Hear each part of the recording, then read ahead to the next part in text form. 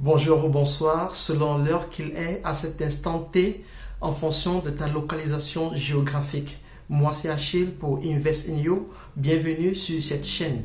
Ici, nous abordons toutes les thématiques qui ont un rapport direct avec le développement personnel et l'éducation financière afin de t'aider à être la meilleure version de toi-même. Bienvenue. La question que tout être humain normal se pose au moins une fois tout au long de sa carrière existentielle, c'est comment devenir riche.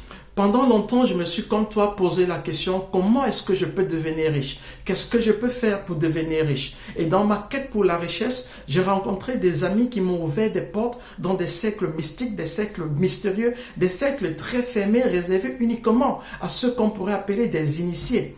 Et dans ces cercles-là, il m'a été proposé la richesse à une condition, de vendre un certain nombre de mes années. Je m'explique. Il s'agissait tout simplement de faire des rituels qui me permettront de vivre dans l'opulence, dans la richesse, pendant 5, 10 ou 17 ans et ensuite faire face à la mort. C'est tout simplement dire vivre heureux et mourir jeune. Ce n'est certainement pas une voie pour moi. Du moins, je ne sais pas ce qu'il en est pour toi. Je peux te donner les informations si tu veux, mais je te déconseille. Ce n'est pas un moyen de parvenir à la richesse. Et je me suis dit, il y a certainement une autre voie, celle de la loterie par exemple. J'ai joué à la loterie pendant des années, mais malheureusement, la loterie ne m'a jamais donné raison. Du moins, la loterie a eu raison de moi parce que j'ai perdu beaucoup d'argent et je me suis dit, il est temps de m'éloigner de tout ce qui est jeu de hasard. Et dans ma quête pour la richesse, finalement, j'ai trouvé l'un des secrets de devenir riche. Et je voudrais partager avec toi ce secret dans cette vidéo. À tout à l'heure.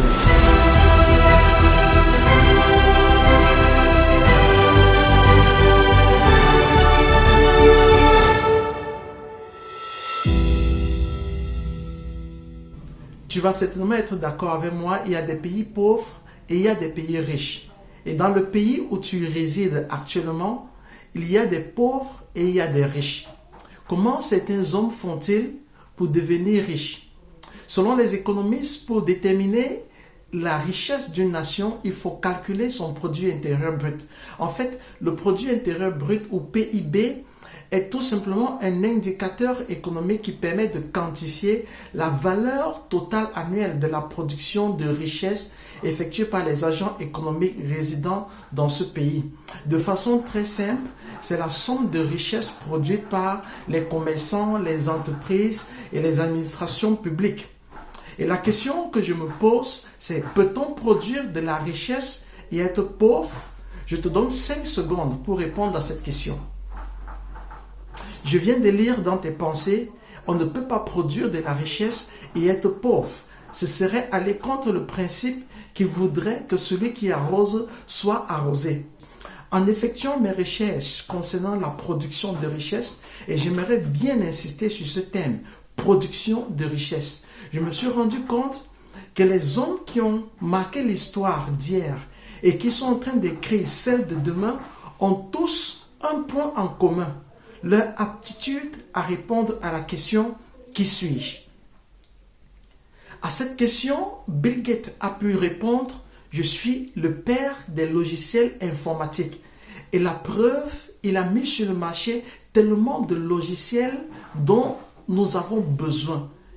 Et tu le sais comme moi, il a été à un moment donné l'homme le plus riche du monde. Qu'en est-il de Steve Jobs, paix à son âme?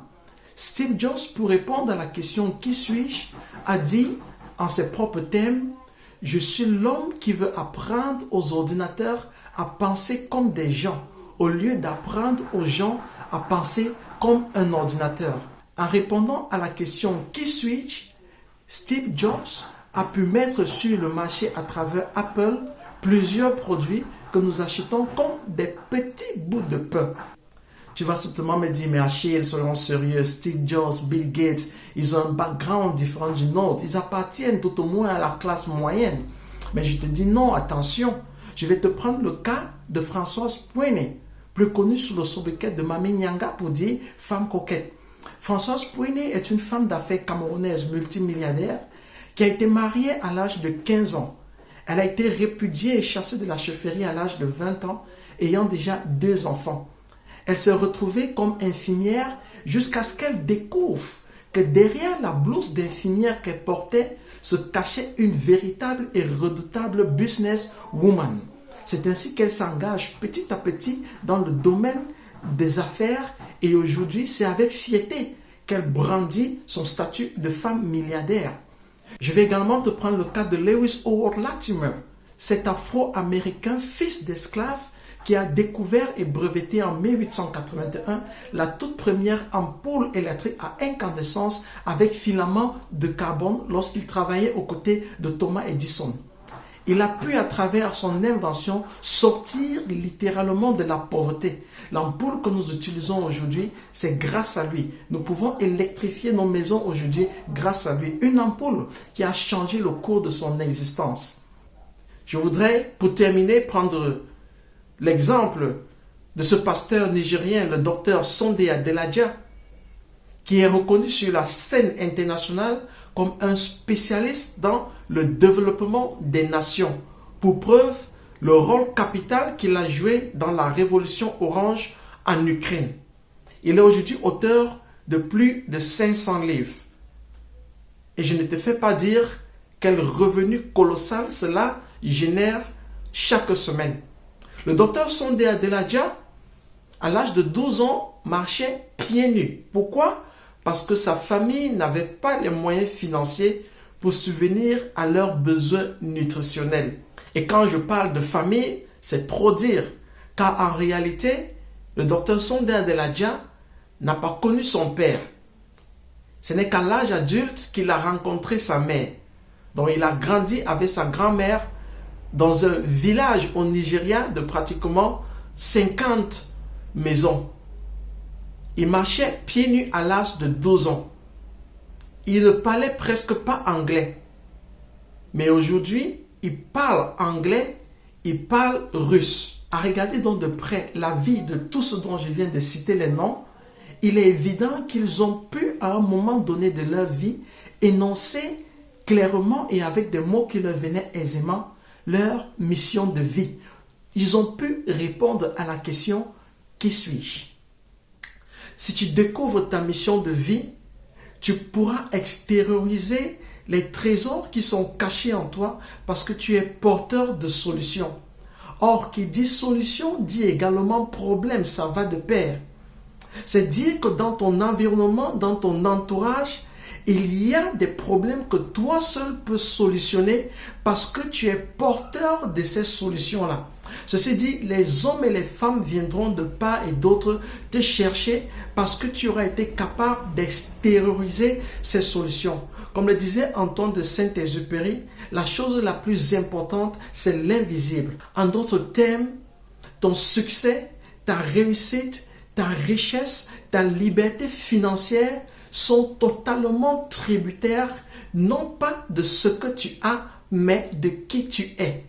C'est donc ta responsabilité et ton devoir d'aller à la rencontre de ta réelle personnalité, de ton identité, de qui tu es. Tu dois être capable d'énoncer clairement et avec des mots qui te viennent aisément ta mission de vie sur cette terre. Car dans ta mission se trouvent des solutions. Et lorsque tu proposes des solutions aux hommes, ils sont prêts à te payer pour ces solutions-là. Tout dépend donc de toi.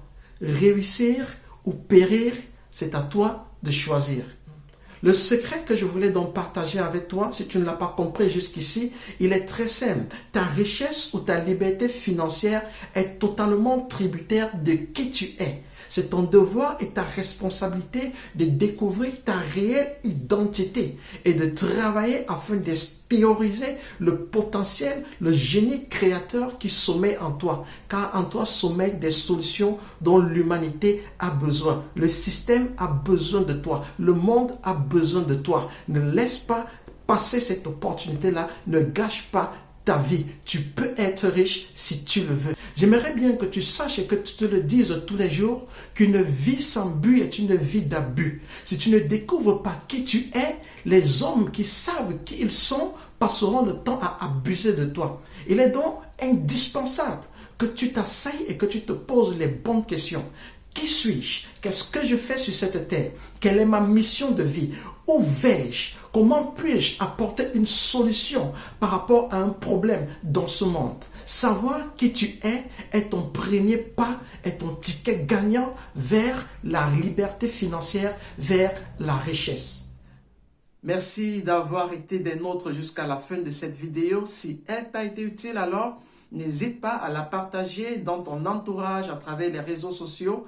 Et si tu n'es pas encore abonné, alors abonne-toi maintenant et clique sur la cloche de notification pour être informé de toutes nos nouvelles publications.